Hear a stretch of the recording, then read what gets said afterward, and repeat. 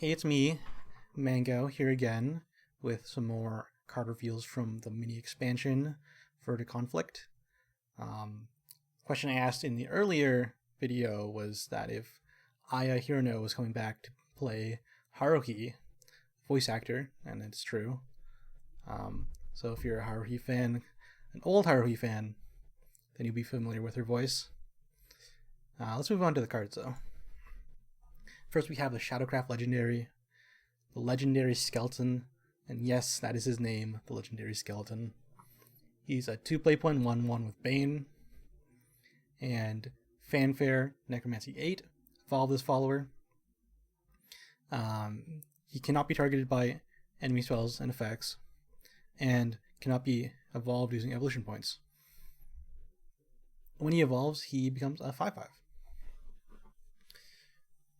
This is interesting. If there are ways to evolve your followers without using evolution points, there are a few, but they're not very reliable.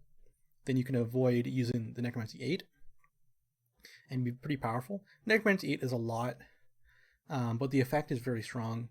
It's having a 2-play.55 that can immediately attack something, and has Bane, so it can kill. I think with 6 life, something like Verdant Magna, he'll be able to kill and survive, which is pretty powerful. And just being a 1/1 Bane that can't be targeted is good for trades in the mid to late game, but generally a little bit slow to just play as that alone.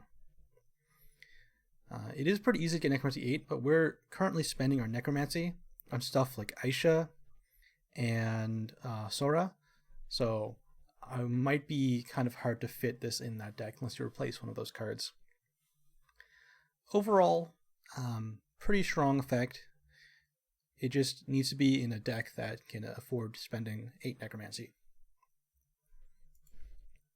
Next we have Cavern, Cathedral, 3-play.1 Amulet for Havencraft, countdown 2. Fanfare, summon a Holy Cavalier.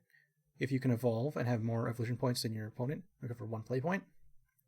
And at the start of your turn, summon a Holy Cavalier. So countdown 2, you get 3 Cavaliers in total. First from the Fanfare, then 2 more. So a Cavalier is a 1/2 with Ward. They are the tokens that are created from Holy Ector. Very good at blocking stuff like Agnes or Rhino Roach. So very good in those kind of matchups where you want to block lethal damage with your wards. And generally a decent tempo play. Just getting out a bunch of 1/2 wards are really annoying for your opponent to evolve and trade into some of your bigger followers that you play along the line. So overall, a pretty good card. If you play it in going second, on your first evolve turn, it costs 2, which is really, really powerful. So you can play a Cavern Cathedral, and you play another 2-drop on turn 4, going second. So that can be a very strong tempo play. Otherwise, this recover 1 play point might come up later. It's interesting because it kind of forces it to be a little bit worse early game on turn 3, when later you can save it to make it cost 2. Very interesting card. I think it's good. As long as Rhino Roach is going around, this is a good answer for that. And the last card we have is Mooney, 2-play.22 for Portalcraft. And remove all effects from other followers except changes to their attack and defense. Yeah. This is the card that all of the Shadowcraft Silence cards from Omen wanted to be. They wanted to be this card. This card is really strong silence effect. Silence effects in particular aren't particularly good right now, unless you're using it to remove ward or last words. But otherwise, there's not too many strong last words that I can think of. This does not affect stuff like Verdant Magna, because Verdant Magna is a leader effect, so it won't be able to remove that effect. It will be able to remove her ward or Bane.